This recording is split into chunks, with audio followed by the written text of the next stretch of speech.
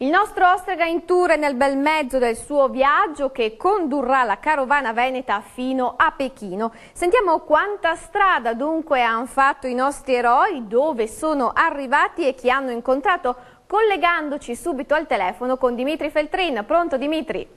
Buonasera a tutti i telespettatori, sono in collegamento con l'Italia direttamente dal Kazakistan. Oggi l'Ostrega in tour è arrivato alla metà del viaggio, siamo partiti infatti il 1° agosto da Riese Pio X, ritorneremo il 31 dello stesso mese con un volo che ci sbarcherà a Venezia. Oggi 15 agosto tocchiamo esattamente la metà di questo tour, anche se a dire la verità abbiamo già superato abbondantemente la metà del tragitto complessivo, visto che siamo verso il raggiungimento degli 8.000 km sui 13.000 complessivi.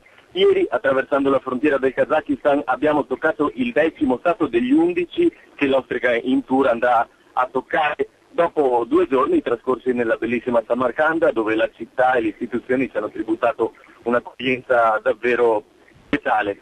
Come vi dicevo, ieri abbiamo varcato la frontiera kazaka e ci abbiamo messo in tutto 5 ore, che non è una dura prova rispetto a quello a cui siamo stati abituati in queste settimane, però il caldo vicino ai 50 gradi e lo stato di salute è così, un po' malaticcio di alcuni di noi che sono affetti dalle sindromi tipiche del viaggiatore, ci hanno messo in realtà a dura prova. Domani saremo ancora in Kazakistan e dopodomani varcheremo l'ultima frontiera, forse la più difficile di questo viaggio, quella cinese.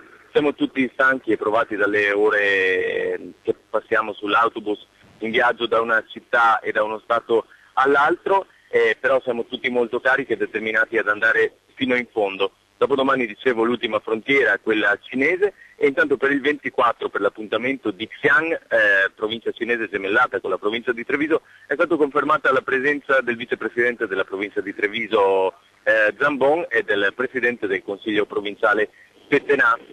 Chiudo infine con una nota di colore. Oggi Ostrega è in festa perché è il compleanno di uno dei nostri membri, di Ivan Simioni, che compie 31 anni, e quindi tanti auguri a lui e a risentirci alla prossima puntata dall'Asia con Ostrega in tour. Festival Show, ovvero la musica dell'estate. La carovana di Radio Birichina è bella.